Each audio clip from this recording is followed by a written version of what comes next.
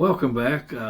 We're getting ready to go again back into the book of Jubilees. Once again, it'll be read out of the Ethiopian Bible in English, the same as the other two chapters. Chapter 2. The angel of the presence spoke to Moses in obedience to the Lord's command, saying, "Record each word I declare to you upon this mountain from the beginning to the end, detailing all that will transpire throughout the appointed times, according to the law, the testimony, and the cycles of the Jubilees, for every generation, until the day I come to dwell among them eternally."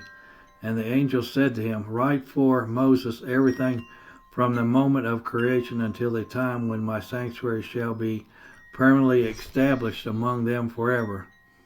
The Lord will reveal himself to all, and all people will know that I am the God of Israel, the Father of Jacob's descendants, and the everlasting King, reigning from Mount Zion. Zion and Jerusalem shall be consecrated. The angel of the presence who led the camp of Israel received the tablets that recorded the division of the years from the beginning of creation, concerning the law and the testimony of the weeks and jubilees year by year, exactly as the Lord had instructed. And he said to Moses, "Preserve all these words that I command you this day, for they are from the covenant established between me and you and Israel according to these commands."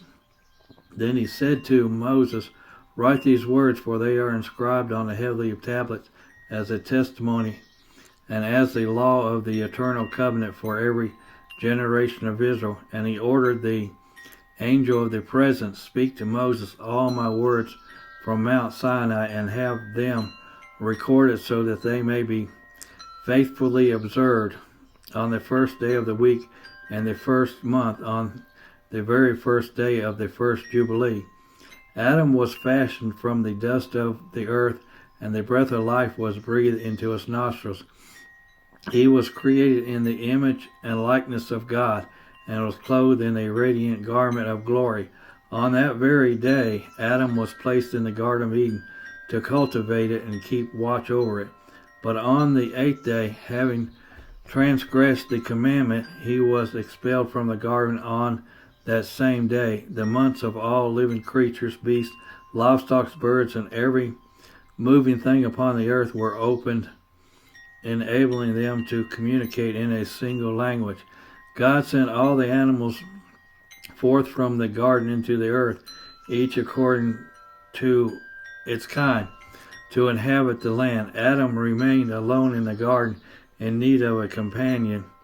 Therefore God caused a deep sleep to fall upon him, and while he slept he took one of his ribs and fashioned a woman, bringing her to him. Adam accepted her and named her Eve. She conceived and gave birth to Cain during the fourth Jubilee, in the fourth week, in the first year, in the fourth month, in the middle of the month. Later she gave birth to Abel, his brother, during the fifth week of the fifth Jubilee. Cain became a cultivator of the soil, while Abel became a shepherd of sheep. In the seventh year of that week, Cain killed Abel, for God had accepted Abel's offering but rejected his own. God cursed Cain and exiled him from the land. He settled in the land of wandering, far from Eden. Chapter 2 opens with a sacred mandate. Moses is told to record not only the law, but the divine history of time itself. This isn't just a moral or a legal revelation. It's a chronological unveiling of God's will, etched into what the text calls the weeks of the Jubilees. These are sacred cycles echoing a divine structure that pre-exists humanity. The voice that instructs Moses isn't God speaking directly.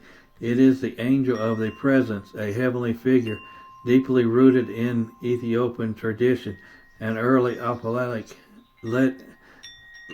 literature. He serves as both narrator and guardian of revelation. He is not simply relaying events, he is delivering the heavenly archives. From the very beginning, the story of Adam is recounted not as folklore but as historical theology. Adam is created on the first day of the first month of the first Jubilee, a detail that is not poetic but precise. This emphasizes on calendar and order, shows how Jubilees different from Genesis.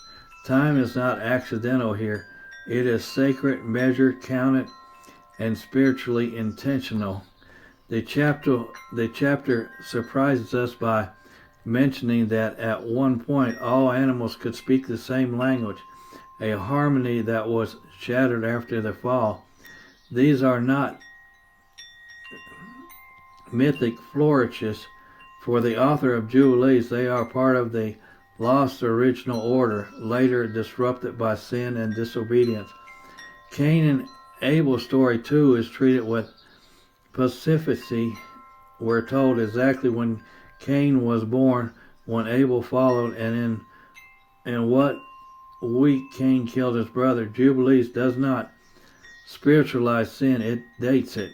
Evil enters the world not vaguely, but in a moment that can be traced, recorded, remembered.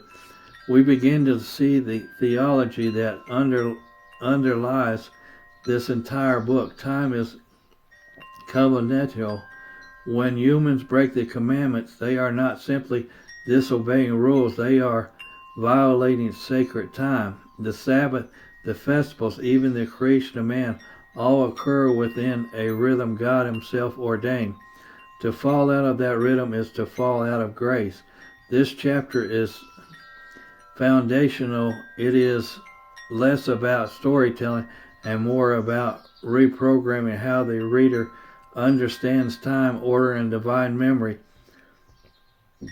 The world of Jubilees is not the Genesis we learned in Sunday school. It is more structured, more cosmic, more reverent, and yes, more demanding. This was chapter 2, once again read out of the book of Jubilees, once again read out of the Ethiopian Bible in English. This was chapter 2 out of the book of Jubilees.